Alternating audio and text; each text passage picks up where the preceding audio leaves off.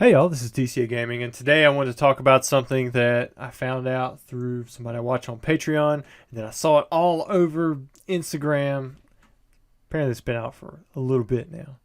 And I think everybody in the community is very happy about what is happening, except probably me.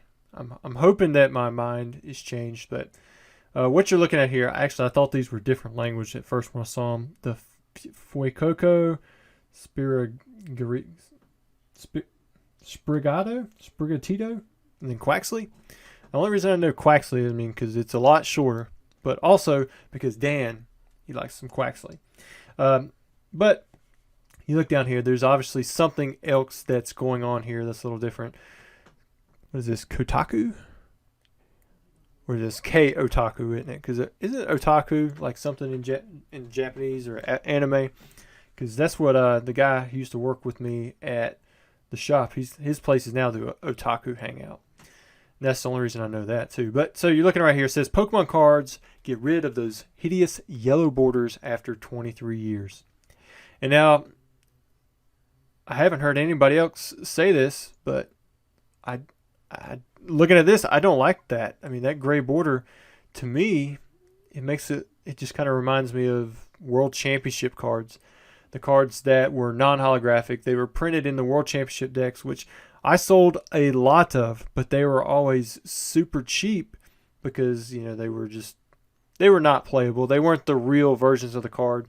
So if you guys are unaware, every year up until when COVID hit, the 4 top winners, usually it was like the overall seniors master, maybe the video game, maybe the second place for masters, you got the juniors, but it was something like usually the top 4 decks. They'd pick one of each deck, they'd take all the cards within that deck, and they would reprint them at their lowest rarity form. So if somebody put a full art in their deck, or they have 4 full art ins or a secret rare of something, then they would just print the lowest rarity of that. They wouldn't actually do the highest rarity of it. But with cards like the Reshiram and Charizard GX, even if they had a hyper rare or rainbow rare or full art or whatever, they still did the lowest regular GX version, which was still a really nice card. People want to go for something like that, but it would be non-holographic. It would have this silver border. It would have the winner's signature on the front, and on the back they had an alternate backside, and that alternate backside is technically what made it non-playable. I think the signature may affect that as well, but I'm not too sure on those rules. But to me, I'm so used to seeing those. That's exactly what this looks like to me. I do like the yellow border. We've always had the yellow border on the English side. Maybe the transition will do better than I thought.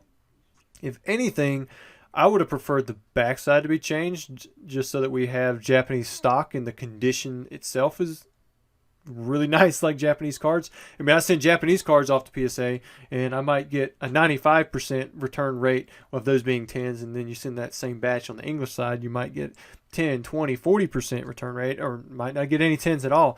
So, and I think a lot of that has to do with how the stock is printed, how the cards are cut, and that's what I would want from the Japanese side, more so than the color of the border changing. It's not a big issue, but to me, it does change the look of the card completely. This doesn't look like the regular English type card anymore. So I'm wondering if this is going to have a good effect, like most of the people in the Pokemon community that I'm hearing from are saying that it will. Like most people are receiving it very positively because it looks like the Japanese cards where they switch to the gray border.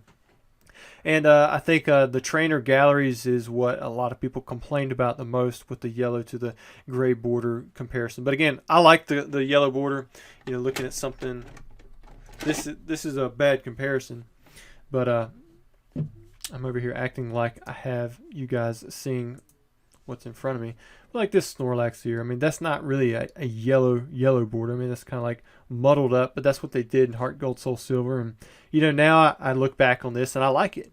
And they had the silver border for the EX cards. It was holographic. It had the Cosmos foil during the EX era, which was the era before this is Generation 4. We're going into, what is it, Generation 9 now?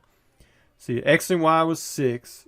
Sword, Sun and Moon was 7. Sword and Shield was 8. So yeah, so this next era is going to be Generation 9. So I mean, the first 8 generations English cards have had this yellow type border, but it's definitely different, and we'll see how it's received. Usually, looking back on something, people don't like it, they'll change it. I mean, people have been complaining about the yellow border. And again, I think it's in general accepted that people really like this transition. But I wonder how many people actually know about it too. I mean, I'm not usually up to date with the newest stuff as it's coming out. I try to wait and let the things spoil. But to me, like I said, I don't know that right now I definitely know that for sure that I don't like it, but I don't know how it's going to pan out in the future. I wonder if like old style basic energies will be kind of like white bordered lands, in Magic the Gathering. Who knows at this point? I mean, that's something that was a very short time period versus this very long time period, what we're seeing on this one.